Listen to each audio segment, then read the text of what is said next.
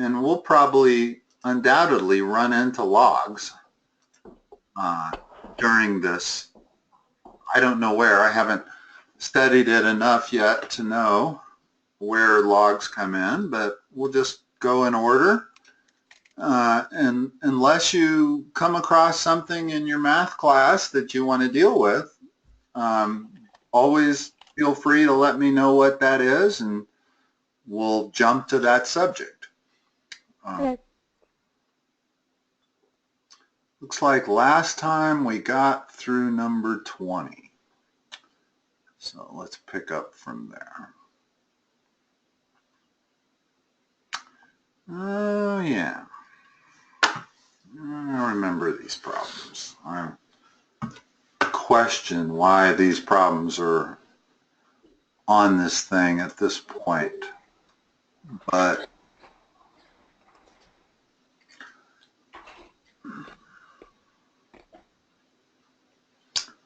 all right, we did 20. And if you remember how we did 20, we factored the numerator because the numerator is difference of perfect squares. So we factored it into x minus 1 times x plus 1. And then the x plus 1 canceled with the 1 plus x. And so we were left with just x minus 1. And the graph of x minus 1 is a straight line.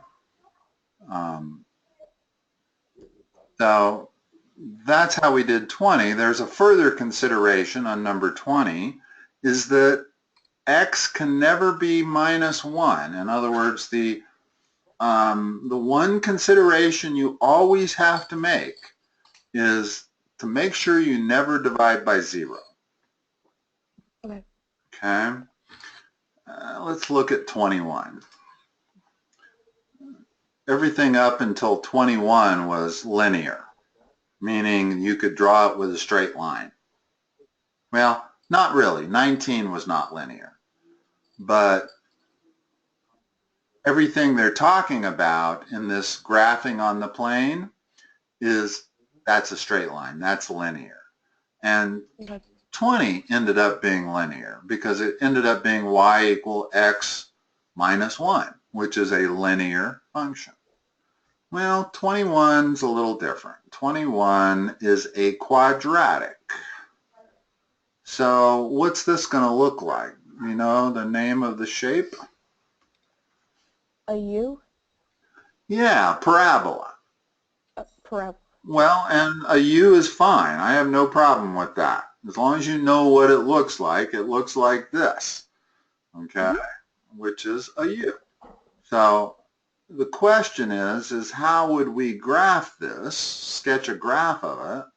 Well, the very first thing that I would do is factor it. And you always want to be able to factor quadratics. How does this factor? X minus 1, x plus 1. Hold on. Let's go through factoring again. I don't know how much time we've spent factoring even, but first thing you do is split up the x's, and then the most important step I consider is the second step, which is to determine what both signs have to be. Well, the fact that there's a plus in front of the 1 tells us that both signs have to be the same. The only way to get a plus 1 is if both signs are, remembering what we're doing when we're factoring. We're basically doing the opposite of foiling. In other words, you've spent a lot of time figuring out how to multiply two linear factors. If I gave you those two there, you'd multiply them together, right? Well, the very last term is going to be minus 3 times minus 4, which is going to give you a plus 12. So if I'm doing it backwards and I see that plus sign, that tells me the signs have to be the same. They either have to be minus minus or plus plus. Well, once you know they have to be the same, look to the sign on the middle term. Well, the middle term has a negative sign on it. That tells us that they have to be minus minus. Mhm. Now, there's not very many factors of 1. That's the easiest one you're ever going to run into. It's 1 and 1. Mhm. Now, does that produce the proper result? It does. And it also tells you where the zeros of this thing are. And it's at x equal 1. In other words, if you plug in 1 for x, both of these become 0. So that's the 0, and there's all kinds of sophisticated reasons as to why that curve touches the x-axis at x equal 1, but without getting into all of that, you can figure out where the vertex is also. But I don't particularly like this problem in this early on in the material, because it's too complicated. So let's not spend a whole lot of time on figuring out why this parabola is drawn exactly where it's drawn now. It would take me another full half hour to explain to you how to find this vertex right there. Okay. Okay, so let's not worry about that one. Notice the next one is not y equal x squared, it's x equal y squared. And this is another one that's way beyond. I mean, they may give you questions like this on this test, but gosh, let's start with the easy stuff first. Okay? When you have y equal x squared, it's a vertical parabola. It either looks like this or it looks like that. When you have x equal y squared, it's a horizontal parabola. It either looks like that or it looks like that. And 22 is x equal y squared with a negative in front of the y, so it looks like that. And it basically is going to be very similar to what we just drew. Again, I don't really think it's worth a half an hour to show you why that is going to end up right there, and why it opens to the left and not to the right. It opens to the left because of the negative sign in front of the y squared. If that was a positive sign, then it would open to the right. Okay. All right, let's go on. Slope. These are things that are extremely important. Not only being able to figure out the slope of a line, but figuring out the equation of a line. Okay? So let's talk about slope. What's the slope between these 2 points that are listed in 23?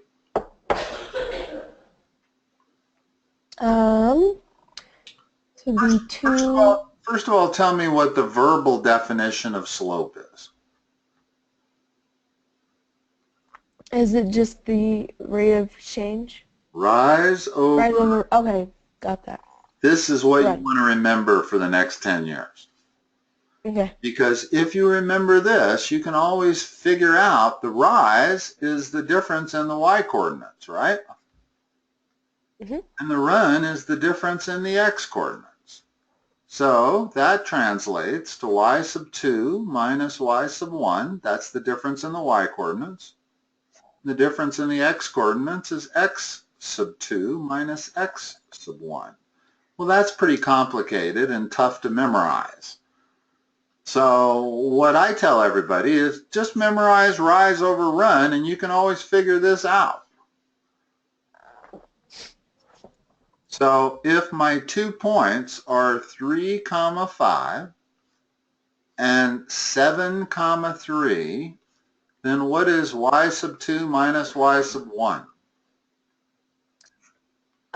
2 over Let me mark. 4. There's x sub 1, there's y sub 1, there's x sub 2, there's y sub 2. So plug in. What's y sub 2 minus y sub 1? Negative 2. What's x sub 2 minus x sub 1? Negative 4. Positive 4. Right? 7 minus 3. You have to go in the same direction. That's the one rule about figuring slope, is that you actually can go in either direction. It's correct if I said y sub 1 minus y sub 2, as long as I do x sub 1 minus x sub 2. That'll give you the right answer. Okay? And sometimes it's more convenient to go this way. But in this case, I'm going to get a negative value. Regardless of which way I go, I'm going to get a negative in either the numerator or the denominator. But just go the same way. You can't go 5 minus 3. In other words, it would be incorrect. Oh, all of a sudden my pencil disappeared. It's one of those. You can't go 5 minus 3 and divide it by 7 minus 3. You know what I'm saying? Mm-hmm. Okay. In other words, always, if you're going to go right to left, do it with both the x and the y. Or if you're going to go left to right, do it with both. And you'll be fine. So the slope that joins those 2 points is minus 1/2. Hold on a minute. Let me unplug this and plug it back in and see if that matters.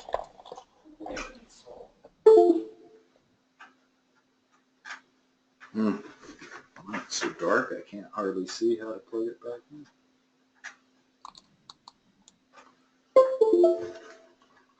And let me open it again.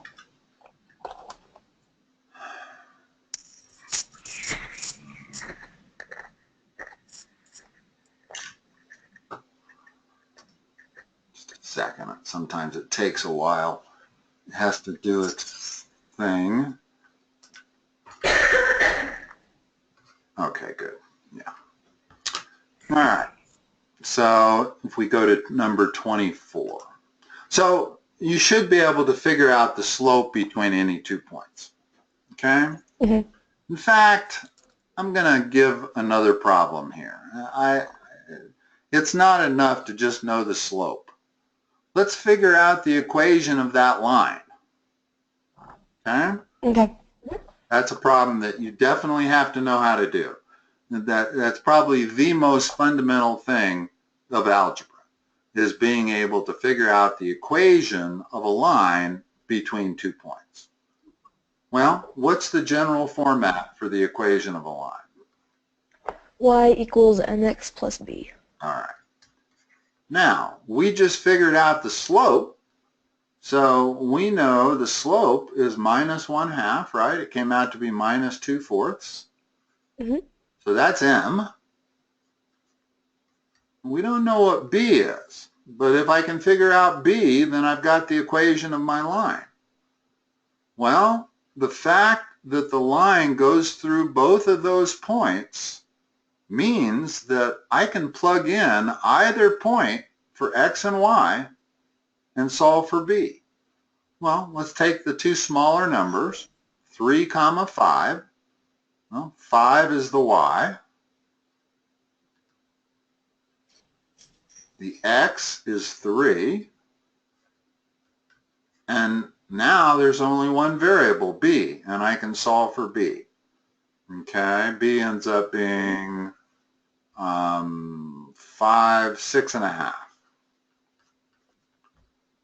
Now I know the equation of the line. The equation of the line is now, whenever you come up with the final equation, it always has an x and a y in it.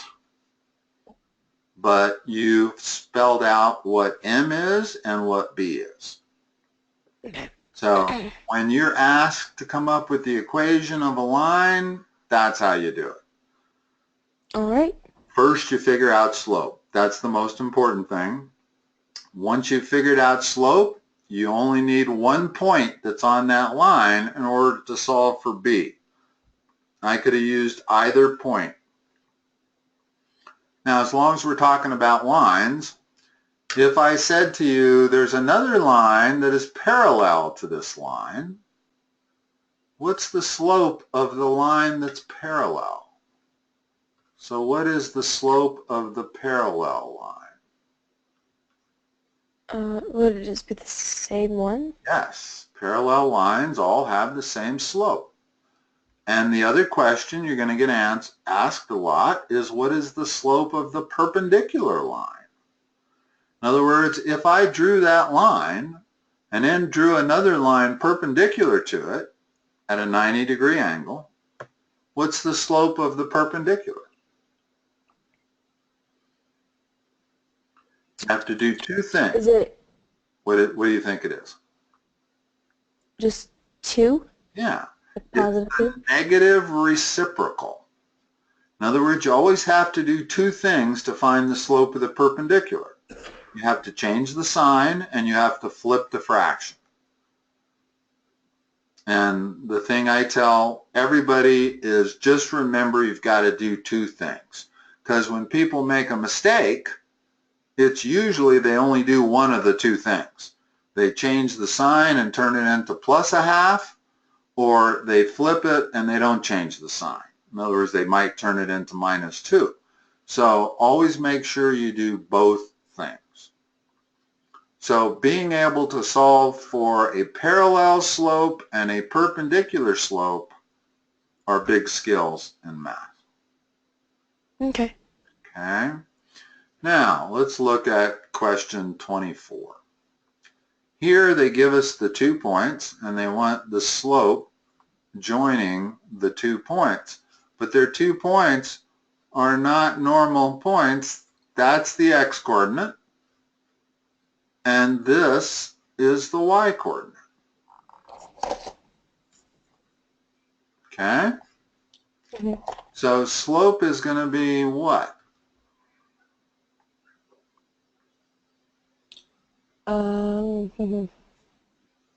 X. Remember what the numerator is, the difference of the y-coordinates. So if that's y sub 1 and that's y sub 2, tell me what y sub 2 minus y sub 1 is. 1. No, it's that minus... Oh, that whole thing? Right? Okay. Yeah, that's the whole... In other words, the fact that there's a variable doesn't change anything. The slope is still y sub 2 minus y sub 1 divided by x sub 2 minus x sub 1. So y sub 2 minus y sub 1, I'm just going to write y sub 2 fully out, like that. And I'm going to subtract y sub 1. And then I'm going to write x sub 2. And I'm going to subtract x sub 1. And now simplify. What's the numerator become? Would it be 4h plus h squared? Right? And then the bottom would just... The denominator would just be h. Right. Okay. Now, I can simplify that further by doing what?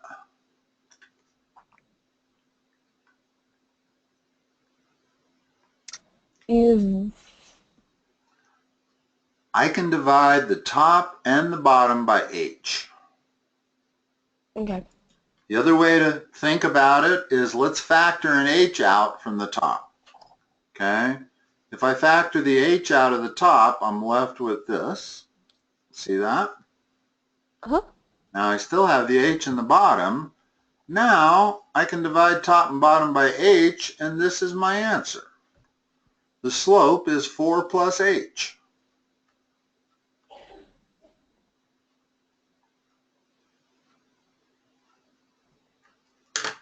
All right? Why they're giving you this problem, I don't know. This is the beginning of calculus, is what this is, believe it or not. So I'm a little surprised to see it on this test, but we'll deal with that. All right, let's go down and look at 25. Now, 25 is a perfect example of a problem that I've already given you. It's where you know the slope and you know one point. And they want the equation of the line that has that slope and it goes through that point. So always start your math problems with a general format. There's the general format of the equation of a line. So tell me what I should put next. It'd be y equals 5/3 x plus b. Okay. Now I got to solve for b. So then it'd be -4 equals 5/3 times -3 plus b. Okay, do that math. Alright. What's the easiest way to do that part of it right there? Could you just There's two ways to do this. And I see this mistake being made over and over and over. Everybody wants to multiply numerators and make this 15/3. It's not the best way to do it. Best way to do it is to divide top and bottom by 3 immediately. okay. And now that becomes -5 right away. So immediately we dispense with the fraction and turn it into something that's a lot easier to deal with. Okay, now I'm going to add 5 to both sides, so b is 1. So what's the equation of the line? Y equals 5/3 x plus 1. Yeah, and that's the way you're going to do all of these. And notice that you don't need both points. If they're giving you a slope, you only need one point. And even in the previous problem where I did this, where we had 2 points, I could have selected either point. The fact of the matter is that when you have the equation of a line, every point that is on that line has to satisfy that equation.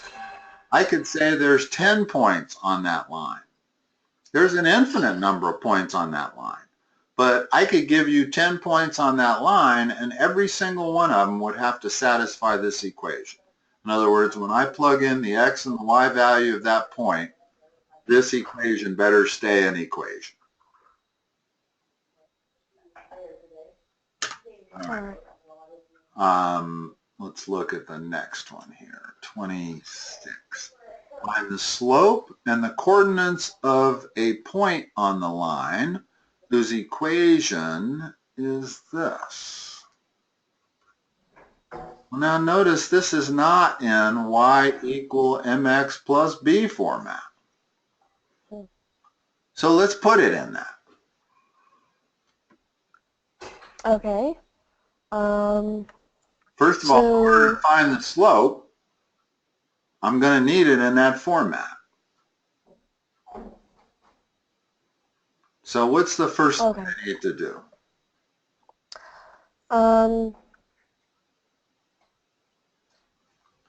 Distribute the 1/3. So that gives you 1/3 x plus 5/3, right? Mm-hmm. Okay. Now is all we got to do is move this 2 over, and I'll have it in standard format. Okay. So it's y going to be 1/3 x. I'm going to add 2 to that, which is 6/3. So I can write that as 11/3. There's the equation of the line. However, that's not quite what they asked. They said, find the slope. Well, we found the slope, 1/3, and the coordinates of any point on the line. Well, what's that?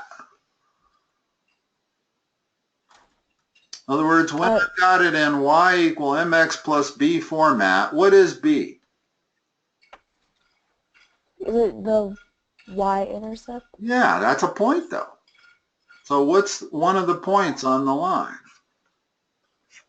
11/3. That'd be the y-coordinate. What's the x-coordinate when we're on the y-intercept? Oh, 0. Yeah.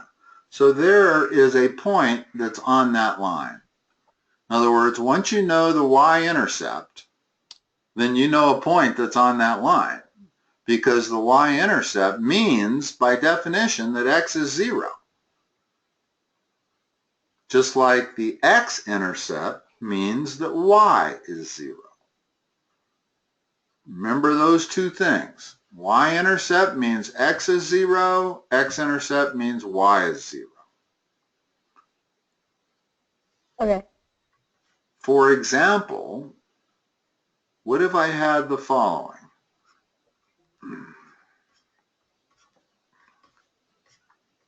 Here's the equation of a line, but it's not in a particularly nice format. It's not in y equal mx plus b format, right? Mm-hmm. But if I wanted to graph it, this is one of the few cases where I don't need the slope, because all I need is the x-intercept and I need the y-intercept, and I will draw a line through those 2 points, and that'll be my line. Well, what's the x-intercept going to be?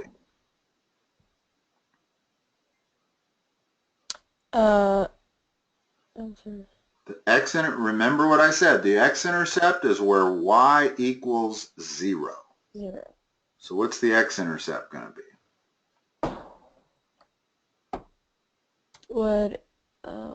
Let y equal 0 and then solve the rest of the equation. Then I would have 3x equals 12. So x equals 4, yeah. Okay, now tell me what the y-intercept is. It'd be 3. There's that line. And this is one of the few times where I didn't need to figure slope. In other words, because the equation was in what is called standard format, not slope-intercept format, but standard format, then all I have to do is plug in 0 for one of the variables, and I'll figure out what the other intercept is. And so by being able to figure out both intercepts, all you need is 2 points to draw a line. Well, those are my 2 points. Connect them with a straight line, and there's your graph. And now I can figure out slope. I know that it's 3/4. It's negative 3/4 is the rise over the run, because the rise is 3 and the run is 4. And it's got a negative. In other words, you can look at that line and tell that it's negative slope, right? Mm-hmm. So you can figure out the slope. The other way to figure out the slope would be to solve this equation for y. And I would end up with something like y equals minus 3/4 x plus some number plus 3. Because I know what my y-intercept is, 3. Okay. So there's lots of different ways to look at linear equations. Linear being the key word, meaning straight line. Okay. And an awful lot of algebra involved on linear equations and parallel slopes and perpendicular slopes. So this is key stuff here. And that's a good place to stop. I'll make a note that we got through number 26. Okay. Okay? Madison, I will talk to you next time. All right. Have a nice night. You too. Bye-bye.